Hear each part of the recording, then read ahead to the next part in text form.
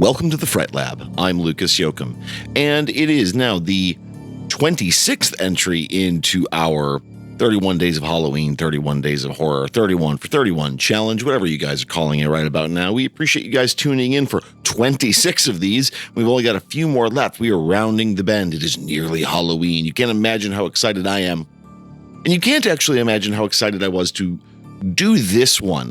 Kind of snuck up on me. It was almost a snap decision, but I decided to cover a little bit of young adult children's horror media for once, specifically a film from this year, 2025, that is R.L. Stein's Pumpkinhead. Now, that name's probably a little confusing for some of you. You're thinking, wait, R.L. Stein made a remake of the horror creature feature classic Pumpkinhead? No, he did not. R.L. Stein, as some of you know, is a, young adult children's horror lit icon, more so of a millennial generation than older. His books helped pave the way for a lot of young horror fans.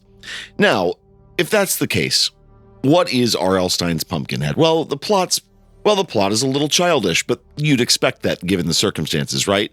It's pretty straightforward. A single mother and her two sons move to a new kind of countrified farming county where they are going to be learning to live within a new community. And they discover that right off the bat, stuff is a little strange and a lot darker than they had imagined. So you might be thinking, Lucas, why children's media for once? That's a little out of character. And it is admittedly a little out of character. I decided to do it though, because I wanted to understand where this part of horror was, because in my upbringing, horror was scary stories to tell in the dark, a series of incredibly distressing bits of folklore with terrifying illustrations. And then they made a really, really bad movie out of it. I'm sorry, guys. No offense to anyone who's in that film, but it wasn't good. So they tried to make that into a movie and it didn't work. So I wondered if something with R.L. Stein could live up to the hype of the books. Now, again, his books were outside of my generation. I'm a little older than that target audience, so I didn't get to really partake in those. So I said to myself, how good can the movie be? Well, let's knock some stuff out. Let's talk about that for a minute. On a purely technical level, the film is very competently made. It is visually really sharp. It's a good looking film. It does feel a little bit like a, I don't want to say after school special because those don't really exist anymore, but it does seem like it is made for TV. I didn't honestly do any follow-up on this one because I was just kind of perplexed with it, but it looks good. The special effects are actually shockingly pretty good. The makeup, and I'm hoping I'm not spoiling anything by saying the creature effects. It's an R.L. Stein book. You should expect this. The creature effects are great. Actually, I thought they were scary. The setup and the plot is very folk horror. And yeah, okay, of course, I'm going to find the one children's folk horror, right? But it is worth taking part in for that reason. It's not a great story. It just kind of hit a lot of notes of stories we've already heard. But as a baby's first folk horror, I guess, I think it works pretty well. The acting is a little overdone, feels very theatrical, like in terms of being on stage in a theater, but it was fun and it was a little self-aware, which is always an entertaining prospect to have. Now, when I was thinking about this idea of baby's first folk horror or kid's first folk horror, I did come up with 3 new names that I didn't know what to do with, but I'll just throw them out here. So some movie titles, we could have The Wicker Kid, Witch Bopper General, and the one I'm especially proud of, The Boo Boo on Satan's Claw. I will say that in the negative column of the film, the main character is extremely abrasive, I think. I get it that's sort of the point. He's supposed to be an angry kid, but it was still a little hard to watch. Suddenly, I found myself feeling extremely sympathetic to Toni Collette in the film Hereditary. I know what it's like to sit through a movie where the main character is just a little shit. Again, no offense to the actor. I think he did actually a pretty swimming job of what he was given. But the main character, I found him a little annoying. So, you know that going into it. There is, however, underneath all of this, a very cool story about kids feeling unheard, especially after family upheavals or losses or divorces.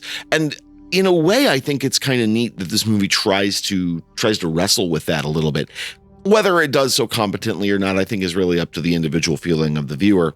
But overall, I thought it was a cool way to try to maybe not give a moral to the story, but to add some kind of real world depth to it. It was nicely done. And I thought especially the actress playing the mother in the film, I thought she did extremely well in that regard. As I've been watching this thing, it kind of gets to me that, yeah, I grew up with the Scary Stories to Tell in the Dark books, and I really, really liked them and appreciated them. And it made me realize that like kid-friendly horror or kid-friendly spookiness is still really relevant and is still really important in a way. I think we live in a world where there's a lot to be afraid of for young kids. I mean, they're growing up in a world that is so technologically different than what I lived with or grew up with just, 40 some years ago, that I think it's harder for many adults to relate to kids in that regard. I mean, quote unquote, digitally native kids are dealing with a world that is much bigger than any kids my age ever had to deal with, right? So I think that these sorts of horror stories are a good way to give kids a stable and healthy and mostly thoughtful way to help manage fear and help to learn to manage fear. I do think if you're showing this to a kid under like 14, a little on the younger side, maybe it'd probably be beneficial as a parent to watch this with them to help contextualize it. And then, of course, we've got to talk about the ending of this movie, which is kind of where it goes a little off the rails, but in a way that I was very surprised by, in as much that the ending of this film, without spoiling it, is one of the darkest fucking things I've ever seen in kids media. It was so well done and such a surprise. Like I didn't see it coming at all. And it's totally coherent within the plot. It's not like badly written, but it is just dark. And I mean dark for kids media. So, parents, watch the movie first if you end up wanting to show this movie to any kids, because the Halloween vibes are kind of impeccable and it really does work. But, the ending's a little hard. So, is this movie any good? Yeah, I think taken within a particular like family-friendly, kid-friendly context, it is. It's actually pretty spooky. It has some fun visuals and is, I think most interestingly, it's a fairly sophisticated plot. It is not telling a story that is talking down to any of these kids. And for me, that's really refreshing. It's nice to see children's media actually treating children with some intelligence. You can't expect kids, when you're telling them these sorts of stories, to process it like an adult. I wouldn't make a kid sit down and watch, say, Jacob's Ladder, or really anything on this list from this year of the 31 for 31, but it is a very sophisticated and smart way of telling a story to get a spooky vibe, a little bit of a social message, and maybe a little bit of a dark ending onto kids who maybe aren't used to stories that are going to have less than happy endings. So, R.L. Stein's Pumpkinhead, did you watch it? And if you did, what do you think? Or if you didn't watch it, what do you think about kids' horror media? Is it a thing that's still valuable or relevant or necessary? You can let us know by reaching out to us at thefrightlabpodcast@gmail.com. We can be found on basically all social media, as well as YouTube and Discord. Just look for The Fright Lab. You will find us. So we're going to let this go. It's time for you guys to go watch a spooky movie. And in the meantime, remember, The Fright Lab is written by me, Lucas Yoakum. I do the research as well. And this episode, and like all episodes, has been produced and edited and beaten into beautiful shape by the one and only Joseph Wren. We appreciate each and every one of you, and we'll talk to you all again very soon. And hey, happy Halloween time, guys.